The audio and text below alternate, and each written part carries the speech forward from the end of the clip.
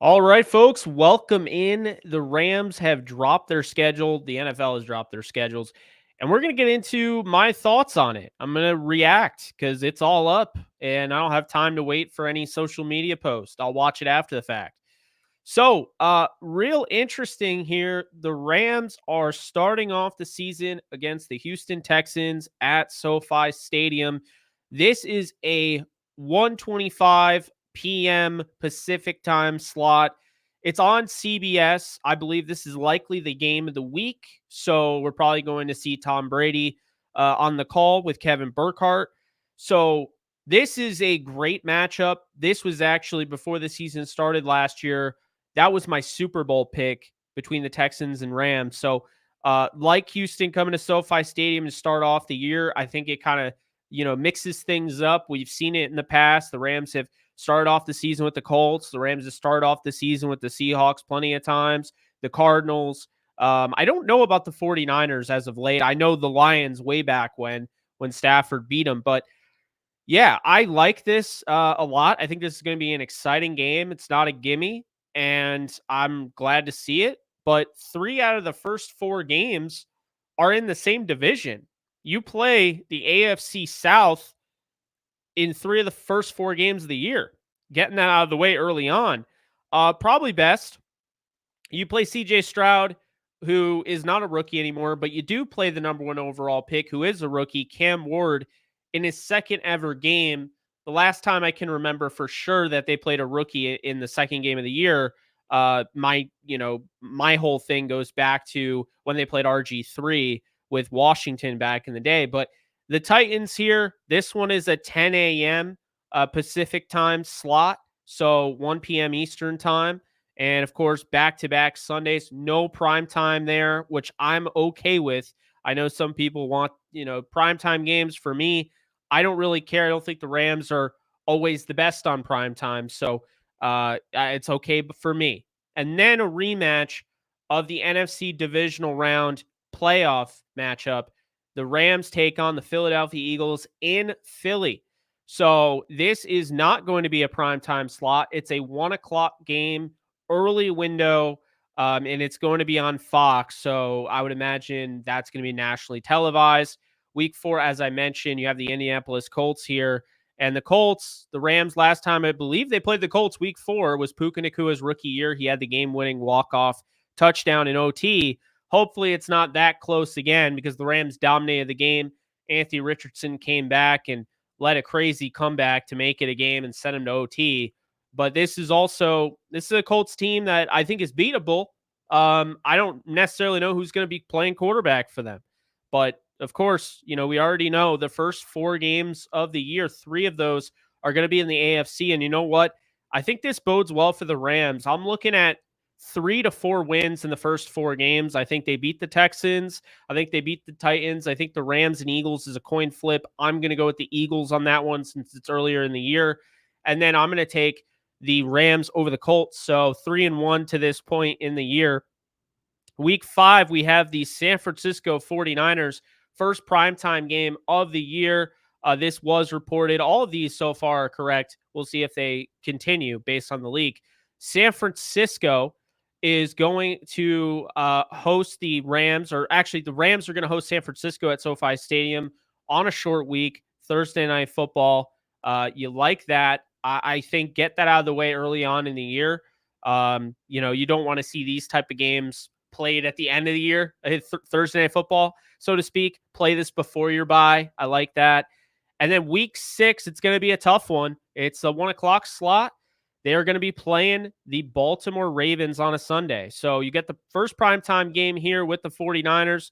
You get the Ravens on a Sunday.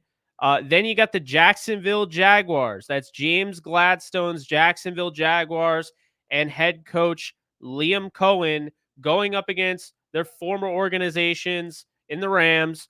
And Liam Cohen, of course, was the offensive coordinator with the Rams, worked with Baker Mayfield, went on to have a lot of success with Baker in Tampa. He moved on to Jacksonville.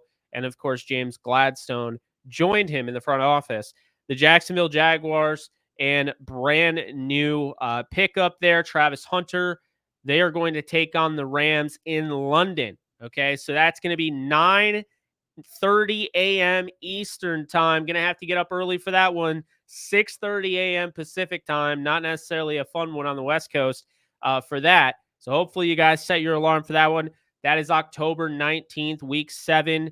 And then initially it was reported the Rams, or leaked, the Rams were not going to have a bye after the London game. That is not true. There is a bye week 8. It's almost right in the middle of the season.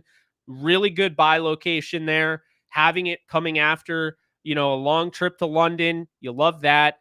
Here's the thing. I see the Rams going into this bye week. You already had them at 3-1 here. I see them beating the Niners here, 4-1, losing to the Ravens 4-2, and beating the Jacksonville Jaguars to go 5-2 heading into the bye. Much better start than the last 2 years. Coming out of the bye, they got the New Orleans Saints. I am not high on the Saints this year. I don't know who's going to play quarterback. It's likely going to be Tyler Shuck. I am not high on Tyler Shuck at all. So, with that said, I think that is a win there. And I said 5-2 going to the bye. You go up to 6-2 here against the Saints here. This is going to be at SoFi Stadium. Regular game, the 4:05 Eastern time window, 1:05 Pacific time. Then week 10, sitting at 6-2. I have the Rams dropping this one in San Francisco, just because I do think you're going to lose some games along the way. And so I do have them losing to San Francisco in San Francisco. I think this is going to be a close game. Last San Francisco game was. I think this one will be as well. So the Rams drop to 6-3 there, followed by the Seattle game, which I think the Rams are going to win at SoFi Stadium. This is also just a regular Sunday game. So to this point, you have your primetime game on Thursday.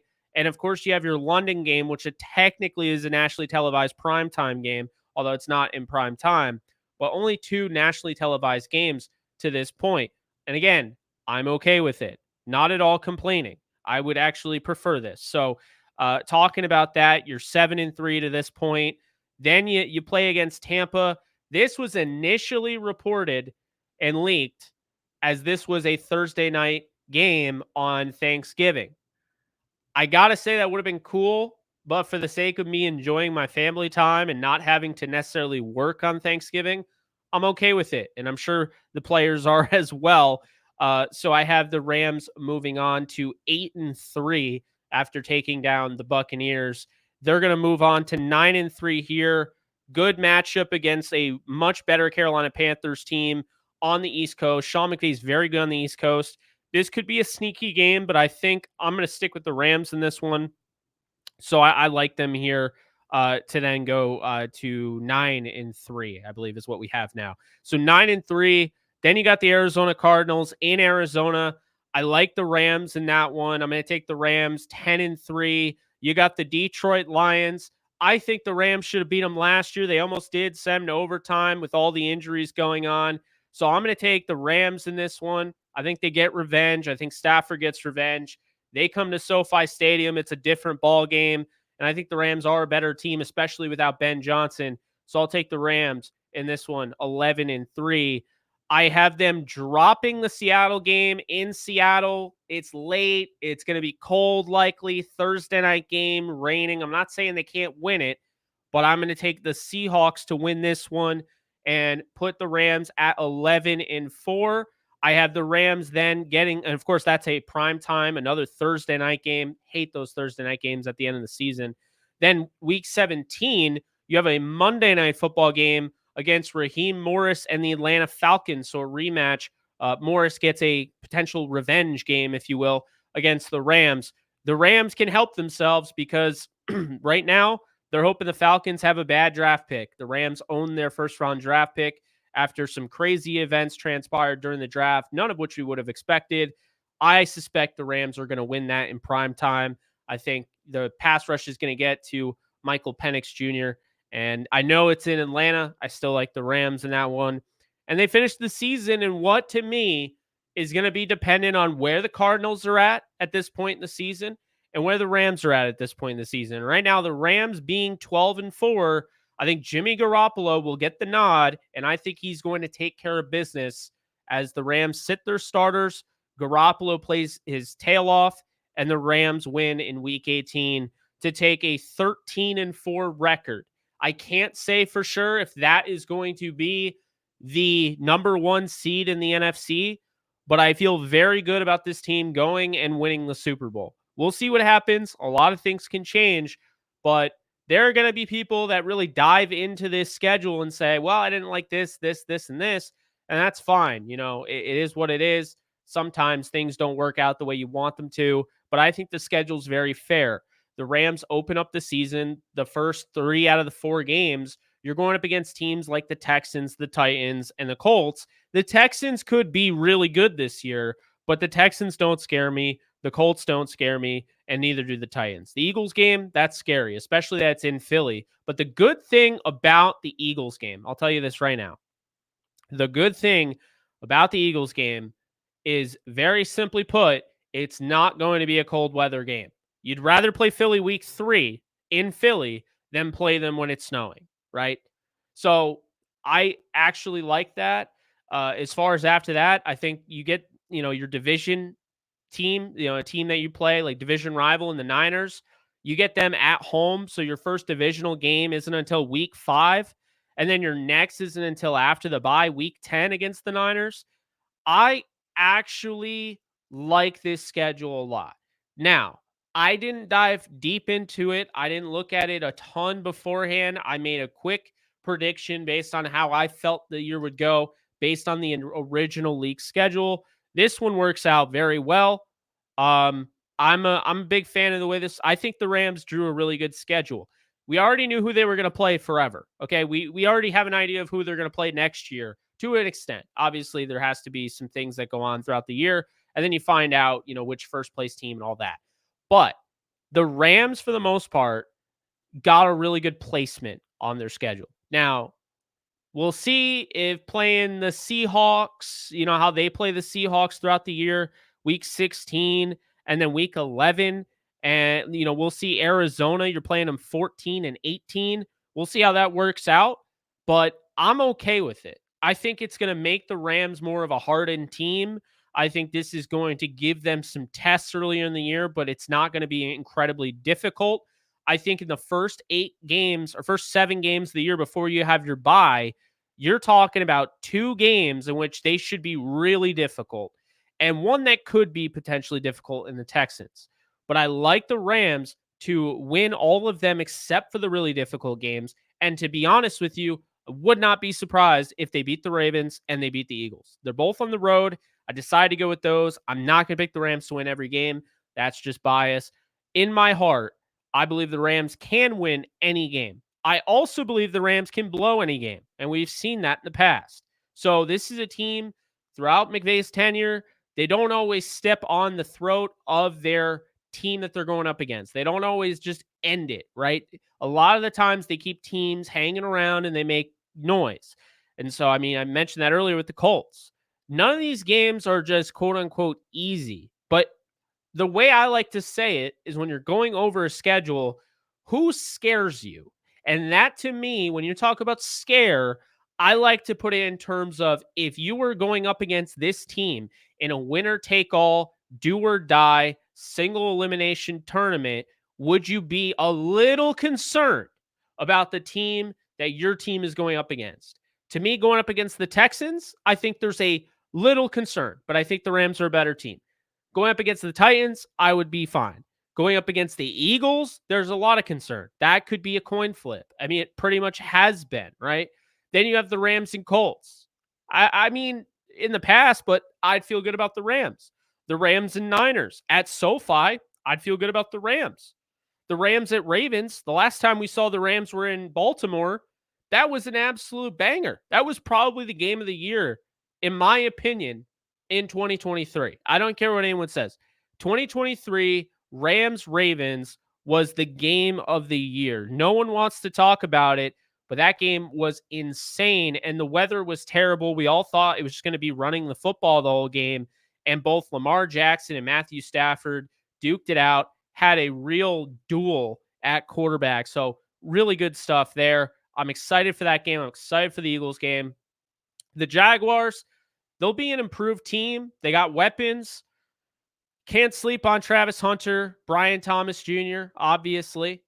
But at the same time, I like the Rams in that one. I understand the travel and everything. Last time the Rams traveled to London, Cooper Kupp had 200 yards at the half against the Bengals. So obviously the Bengals weren't great then, but still. Then the Rams Saints game. I think if there was a game where you're like, all right, what's the easiest game? I hate to be that guy, but I think the Saints, that is the easiest game on the schedule. The bye week, of course, is going to feel really good for them. You look at the 49er game, like, am I concerned playing in San Francisco back half of the season? Yeah, I think the Niners will be kind of finding their stride at that point. I am not out on them like everyone else is. I think they could very well shock people and even win this division. I'm not saying they're going to, but they got an easier schedule. Don't sleep on the Niners. Seattle, I also think, is an improved team. I think Geno, I would rather have him over Sam Darnold. I just think he's better for, just all around. I trust him more. But at the same time, it's a new offense and they improved their defense. And I really like their draft and the offensive line as well, getting guys like Gray Zabel. So I'm not worried about Seattle, but they're an intriguing team. Tampa, that game should be really fun. I think the Rams are the better team, but Tampa can score. Okay. They can really score. Baker gets an opportunity, his rematch. Well, he gets a chance to see the Rams finally. So I'm excited for that. The Carolina game, I think, is a sneaky game. I don't look at Carolina as a team that I should be fearing, but maybe just keep an eye on because they could be pretty decent. I think they're kind of underrated and falling. They're way under the radar because that, in my opinion, that division, when you look at the Bucks, you look at the Falcons, all of them, there is a pathway here where if Bryce Young ends up being what they wanted him to be, the Panthers could steal that division. We'll see what happens, but the Panthers are not a team to just, discard. Then you got Arizona. In Arizona, I honestly am not scared of Arizona. Kyler Murray is a good player. I think the end of the last year, of course, you had that game. Ahkello Witherspoon locks it down with the interception. It was a close game, and they had to have it. But I also think Matthew Stafford was playing injured in that game. I don't think he was 100%. And so I expect a completely different look. The offense is going to be more explosive, more efficient this year. The defense is going to be scary. I'm not worried about Arizona. Then I look at Detroit, and of course, this one here, it could go either way. I'm taking the Rams because it's at SoFi. If it was in Detroit, I might take Detroit. It's time to get revenge. They've been in every game against the Lions. They've been in every game, even when they beat the Lions, before the Lions were good. That game was close. So these two teams really are just a fun matchup. That should be fun. The Falcons are intriguing because they're either going to be really bad or I think they're going to be pretty good. And that all, in my opinion, hinges on one player, and that is Michael Penix Jr. This is a guy who has injury concerns. It's a big reason why people were scared to draft him. Of course, he went very high. But if Michael Penix Jr. stays healthy, he put on a lot of good tape where I think it will translate. If he doesn't stay healthy, this team is not going to be good. I'm just saying that right now. I don't think the Falcons are going to be any good. And I think Kirk Cousins probably is going to get traded regardless. Seattle, again, week 16. It's not a finale in Seattle. Instead, it's a finale at SoFi Stadium against Arizona. I like that. So really, the Rams didn't really get into a situation where you have 3 in a row, right? Not that I see here. I mean, the closest thing you're going to get is they play 3 different stadiums in a row, SoFi, MNT, and Wembley. But for the most part, they do not have 3 in a row. And now the preseason, they got the Cowboys. Like, it seems like they always play the Cowboys in the preseason. The Chargers, who it always seems like they play. And then the Browns. Both will be at SoFi Stadium. And then week 3 will be at Huntington Bank Field. I've never even heard of that. I didn't know the Browns stadium was called Huntington Bank Field. But anyway, that's what we have. In case you're wondering how I feel about this team, I feel very good about this team. I felt before the draft they were already a Super Bowl favorite of mine, And now after the draft, I feel even better. I thought it was a home run what they did in the linebacker room during the draft and post draft, going out and getting my 29th overall player in Chris Paul Jr., bringing in Nate Landman pre draft, who can really help you in the run game. Omar Spates' development, you watch him on tape, this guy got better every single game. And then you bring in what I believe is maybe the best, or one of the best at the very least, but maybe the best UDFA of them all, Sean Dolak. Love the linebacker room. Love what they did there. They finally got a tight end for the long term. Terrence Ferguson might not be rated as high as some of the other tight ends, especially not to me. I did have other tight ends rated higher, but here's the reality. He is a Ram. Whatever tight end the Rams got, I believed was going to have more upside than all of them, because I think Sean McVay has learned from his mistake of not really using tight ends. Bryson Hopkins, Gerald Everett. These are guys that were drafted with early day 3 or early day 2 draft capital and didn't really get an opportunity on the level you were hoping for. I think they learned from their mistakes. It's why they wanted Dalton Kincaid and they tried to trade up. It's why they tried to trade up last year for Brock Bowers. So the Rams are exciting this year. I love what they did. They added Devontae Adams. I loved Cooper Kupp. But when you guys see what this offense is going to be with Devontae Adams, you'll understand why they moved on from him. You'll understand. I had been saying it. I think Kupp could succeed in Seattle. Nobody puts in the work he does. At the same time, though, I do think it was time to move on, and we're about to see a more explosive offense, an offense that doesn't have to be just rock solid all across the board during their drives. I think that was the big issue last year. The margin for error was slim. You had to really sustain these long drives, and while that's great, keeps the defense on the field, if you settle for 3, it like hurts your team. Like, you just basically spent 10 minutes going down the field to kick a field goal. Defense won that. They'll kick the field goal all day. They'll take a field goal all day. They'll give that up. They start giving up touchdowns, that's when it becomes a problem. The Rams were the 22nd ranked red zone defense or red zone offense last year. They have to be better. And going out and getting guys like Terrence Ferguson and Devontae Adams are going to improve in that regard. So I like this schedule a lot. I am really excited. CJ Stroud versus Matthew Stafford. Both guys raved about each other.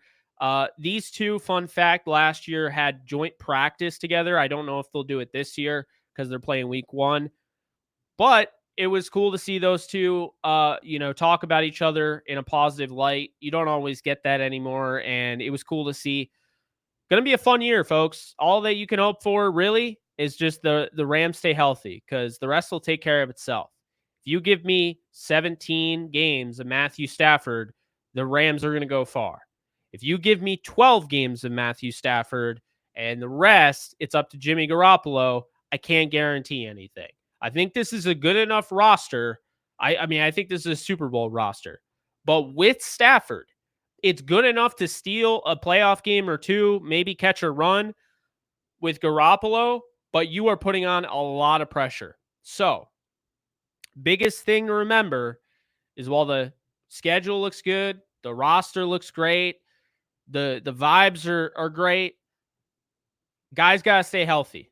It's 18 weeks, 17 games, the second most traveling miles outside of just the Chargers. They are going to have to stay healthy. If they do that, if I got a healthy Rams team, by healthy, I mean, yeah, bumps and bruises. Nobody gets significantly injured. I have those guys in the playoffs. The Rams are going to win the Super Bowl. If they stay healthy, if you get Devontae Adams, Puka Nacua, all those guys, and they're good to go in the playoffs, they are going to win the Super Bowl. I have no doubt. I truly believe that. And I do think sometimes you just have to make that big decision. I think Devontae Adams moving on from Cooper Kupp, while it was really tough, I think it was the right decision. And I think ultimately that's a big reason why I think we're going to see a new look offense, and I think it's going to work for the better. Doesn't mean Cooper Kupp isn't still talented, but I think what the Rams need now is more explosives. They're lacking explosive last year. It makes driving down the field a lot harder, and we saw it. They came 13 yards short. They also upgraded punt returner as well, going out and getting Britton Covey. So I like what they did. Now it's time, put your money where your mouth is. It's time to see what they can do. But if you're a Rams fan, you got to feel good about this draw. This is a good schedule for the Rams, and they didn't get really cheated out. I think in some years you have 3 games in a row, 3 road games in a row, whatever, 3 home games in a row. I think you'd be best to just stay away from the 3. You don't want to see 3. I think it's too much. You get too very comfortable when you're 3 games in a row at home.